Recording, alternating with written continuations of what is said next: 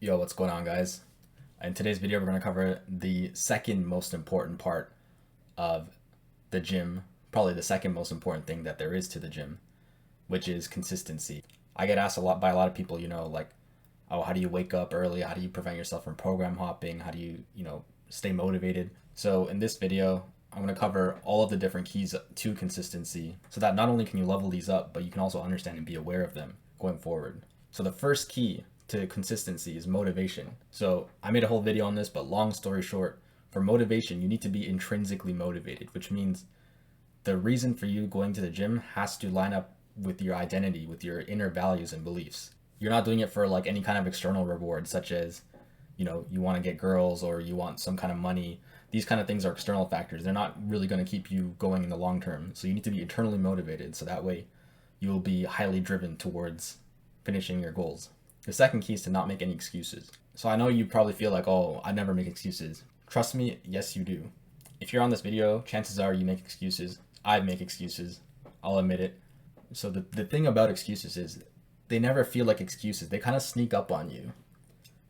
These kind of things like, oh, I need to rest. I need to get my sleep. Or like there's something that happened. Something came up. Bro, you have to realize that all of these things will always happen to you in your life. There's always going to be inconveniences. There's always going to be things that are coming up, things that are going. It's part of life. So you need to find a way to fit your gym into your life. Otherwise, your life's going to kick the gym out. Inconveniences are not a valid excuse. Your brain will also trick you into skipping the gym. It'll play a trick like, oh, you're injured, or oh, you had to do this, so therefore it's okay to skip it. Think about all of the other things that you made time for other than the gym. You made time to message your friends. You made time to scroll through your phone. You made time to watch Netflix. So if you made time for all these things, you have time for the gym, right? I heard I need to get my sleep. Bro, you didn't do anything yet. Why do you need to sleep? You can sleep after the gym. Your friends want to go drinking? Can't. I gotta go to gym tomorrow morning. Your bro wants to play video games late at night? Can't. Gotta go to the gym tomorrow morning. You gotta make excuses to go to the gym, right? You gotta be motivated to make it happen. All right, the third key is the plan. So more specifically, people plan way too much when they try to go into the gym for the first time. They try to do way too much work. They'll do like 9, 10 exercises per day. They'll do like 4 sets per exercise. Way too much volume. They're trying to do weights that are way more than what they should be doing. Their plan is not sustainable. So their plan is up here and their ability is down here. So you can't make this jump. So when that happens, it's very hard to continue going to the gym consistently. There's no chance of consistency. So inevitably they just fall off. It's like a fad. They went for a few days and they stopped. What you need to do is you need to have your plan down here and your effort up here, or your ability up here. It's okay if it's like this, because that way you can still move the plan up while your ability goes up. It's not going to hold you back. So you need to drop the ego and you need to find a plan that's sustainable. Find a plan that's backed off and that fits your goals. For most of us who wants to put on muscle mass, the best 3 plans are push-pull legs, or upper lower, and a full body routine. But yeah, make sure you start backed off. Where you are right now does not matter. The only thing that matters is the progress that you make. So don't worry about not lifting enough weights. When you start, we're probably not even going to be benching 1 plate, but if you stay consistent, you'll probably bench 2 plates at the end of the time. Focus on the progress. Don't focus on the destination. All right, number 4, we got setbacks, and more specifically, how you deal with the setback. So everyone's going to have a setback. It's not just you. Everyone's going to get sick. Everyone's going to tweak a muscle, tweak their shoulder, tweak their back. It's not only you that's going to have this kind of issue. People are going to have other family problems. This is a normal thing. A setback is not a valid excuse to fail in the gym. You need to be able to recover from the setbacks. How you bounce back from a setback is one of the most important factors when it comes to how well you do in the gym. So basically, it's the same idea as when we were talking about the plan. You need to start backed off. So let's say, you're doing a weight and you got sick for 2 weeks and now you came back. You can't do that weight anymore. So a lot of people, that's where like they kind of fail mentally, because it's like they can't get over the fact that they can't do that weight anymore. Let's say they're doing like a 100-pound bench press. Now they have to do like 90. So mentally, it's too difficult for them to get past that hurdle. The one thing you need to realize is that comebacks in the gym are very, very easy. So all you need to do is start a little bit backed off and then plan to catch back up. You'll be back where you were within no time, because comebacks in the gym are very, very easy. It's a very important concept to understand. A setback is not a valid excuse to fail in the gym. It's not as bad as you think it is. Everyone's going to have them. Be aware. If you go in with the right knowledge, you'll know what to do when it happens to you. The next key is discipline. So discipline, what is discipline? Discipline is to do the hard work even when you don't feel like it, right? We all know that. Another way to say it, like let's say it's a math equation, right? You have the equal sign and then you say discipline equals this, right? If you can write a next line, discipline equals, I like to think of it as being motivated to do the work even when you don't feel like it. It's almost the same thing, right? Because if you can find that kind of motivation to do the work, it's basically the same thing. So what I like to do is, I pretend like, I enjoy the struggle. I'm like, this is who I am, I'm the person who can get through the struggle. I embrace the struggle and I get through it. That's what's going to make me stronger. See? So you see when I reframe it in a way that motivates me a lot, even when I don't feel like doing the work, right?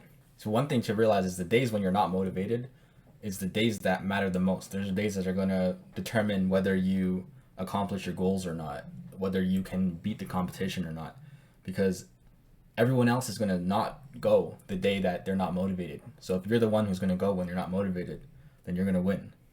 So for discipline, the way you can kind of get to this level is just by leveling it up in small ways. So like, if you say you're going to do something, do it. Like if you say you're going to go to sleep at this time, go to sleep at that time. If you say you're going to wake up and do this, you have to wake up and do that, even if you don't feel like it, right? So that way you kind of train yourself, you train your brain to do things even when you don't really want to do it. For me, myself, I feel like, or for anyone who's played like competitive sports as like a young person, I feel like we already have a kind of like an innate, at least for competitive sports, like, what at like a high level when you're like actually trying to win the game.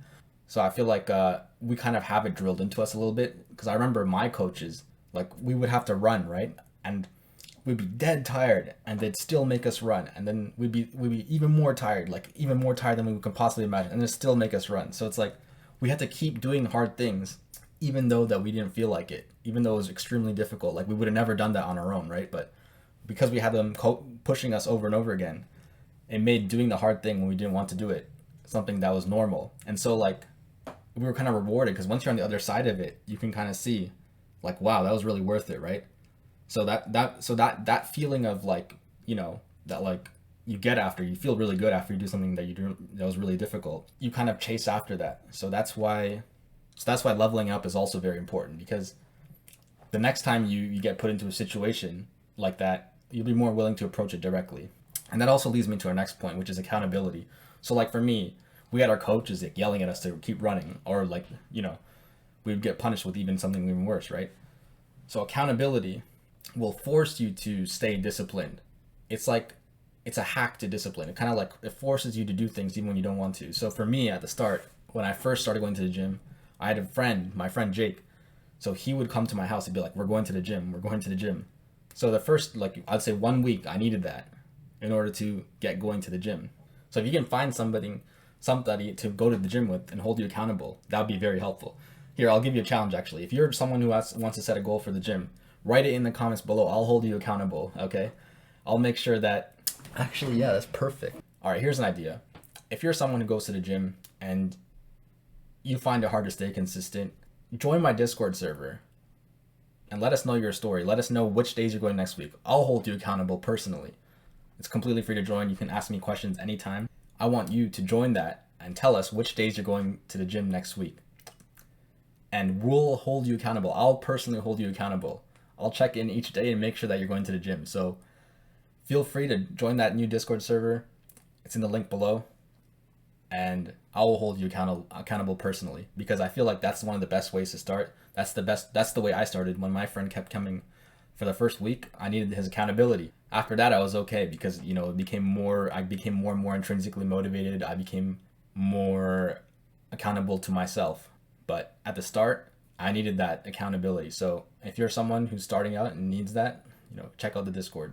So the last key is mindset. So mindset needs to be strong. You need to be able to withstand not only all the adversities, the setbacks, but you also need to have a strong mindset to, be disciplined, be able to go to the gym when you don't feel like it, be able to push through anything that gets in your way. On top of that, you need a strong mindset, because you need to be able to delay the gratification. The gym, for a lot of us, might be one of the first things where it's kind of like an investment that we're doing. It's no longer something that, okay, we do it and then we get a reward. We need to do it and then get the reward several months later or even years later. So you need to delay gratification. You need to stay consistent for a while. we want to do the work. You need to be able to, you need to want to do the work to see the reward. You can't just want the reward. A negative mindset will spiral you down very quickly when it comes to the gym, because there's just so many roadblocks that are going to be in the way. So you need to be able to have the mindset that's able to, you know, circumvent those roadblocks, you know, push you through these kind of obstacles. On top of that, you cannot have a volatile mindset as well, because the gym is filled with a lot of ups and downs, especially for my intermediate lifters, people who have surpassed the noob phase, but they kind of get stuck after a few months. Volatile mindsets will hold you back forever. The reason is because with the gym, there's going to be days where everything is going to be going well. You're going to look at yourself in the mirror. You're going to see an insane pump. You're going to go to the gym. You're going to hit all of your PRs. You're going to hit your bench PR. You know, the next day you're going to hit your overhead press PR, whatever, right? And then there's going to be times, maybe 2 weeks later, where everything's going to suck. You know, you're going to feel tweaks in your shoulders. You're going to feel tweaks in your back. You might get sick. You may just wake up and not feel like it anymore. You might just like, oh, I need to sleep. So a volatile mindset is not going to help you when it comes to the gym. You need to have a strong and steady mind.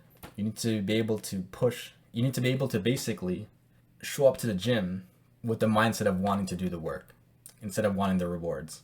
It's as simple as that. Anyways, guys, that's going to wrap up this video. Thanks for watching. Be sure to share your comments below.